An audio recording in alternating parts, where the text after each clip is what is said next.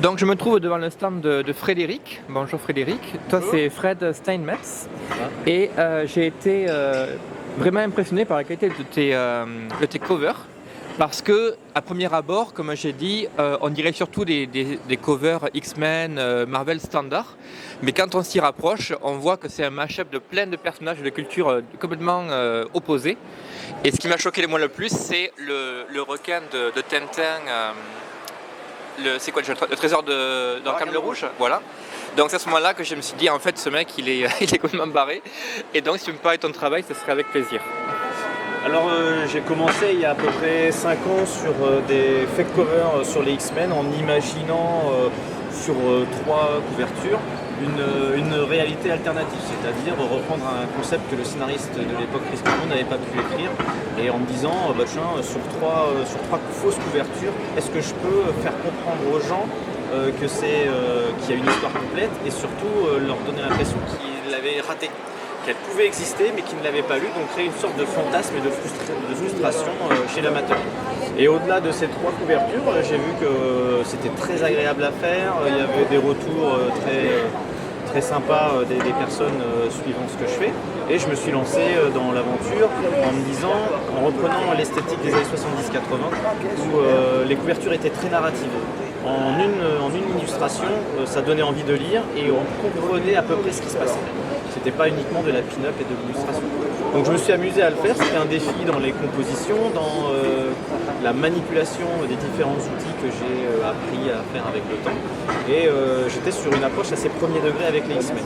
Et depuis plus d'1 an, avec l'ère du mash-up qui s'est développée par moments dans une optique un peu n'importe quoi, je me suis dit autant aller chercher une référence comme les Defenders, qui est une vieille équipe qui est un peu oubliée par les fans.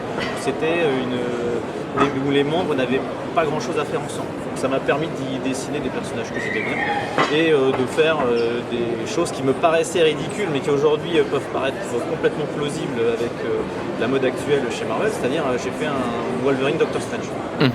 Et dedans, c'est une équipe qui peut vivre des aventures un petit peu délirantes sous l'influence d'une série qui s'appelle Excalibur, qui avait été gérée par Alan Davis dans les années 90, où il y avait un mélange de premier degré avec un sens de l'épique indéniable et de la parodie, de l'humour très british. Donc je n'ai pas du tout la prétention d'avoir ce talent-là, mais je peux y mettre plein de références. J'ai imaginé un monde où en fait on ne serait pas soumis à des droits d'auteur. C'est-à-dire qu'on peut se dire dans une illustration qui fait hommage à une couverture des 4 Fantastiques des années 80 qui s'appelle SOS Atlantis, je reprenais la composition et j'y intègre plein de personnages ou d'éléments issus du milieu aquatique mais du multiverse on va dire. Je peux y mettre le requin de Nemo, je peux y mettre un Bob l'éponge en câble, je peux y mettre le véhicule de Tintin. Je peux inventer moi des Bibi Phoque mais en mode androïde tueur du futur, mélangé à un personnage de Marvel qui s'appelle Deathlock. Et moi ça me permet de travailler sur des grands formats, de travailler ma couleur, parce que j'ai acquis dernièrement une tablette graphique. Donc il y a toujours une idée de s'améliorer, de travailler de manière encore plus approfondie. Et à côté de raconter aussi le processus créatif avec des bonus, des sketchs pour montrer toutes les étapes de la création. Donc ça n'a pas vocation de me rémunérer, hein, je m'en fiche un petit peu de ça.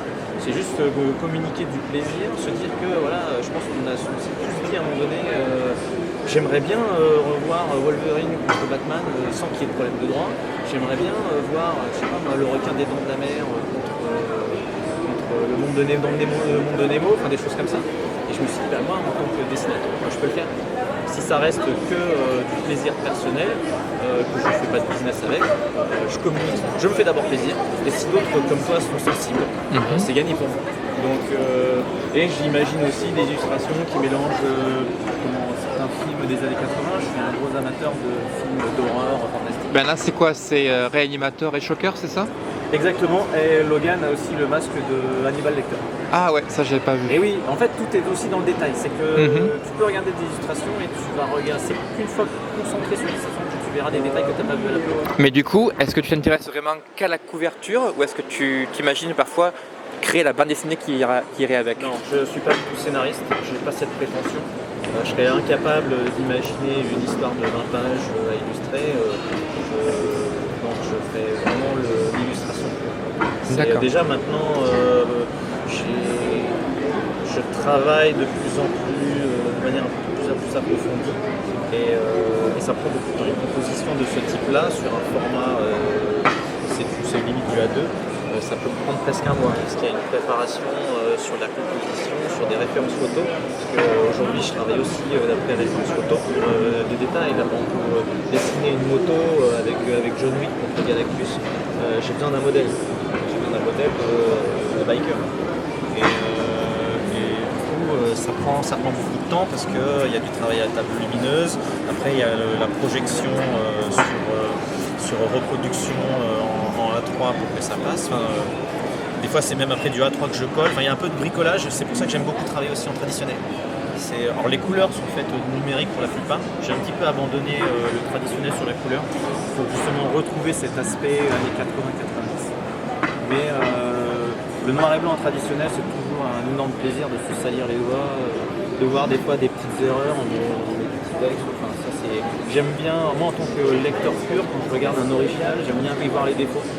Oui, c'est ça. La patte de l'auteur. On voit la création qui est derrière, Voilà. la passion. On sent les doutes, on voit les renoncements, on voit les modifications et je trouve ça très agréable. Là, sur le visage de Galactus, j'ai mis du blanco parce que je pensais que lui faire de l'ombre entièrement sur le visage, ça n'irait pas.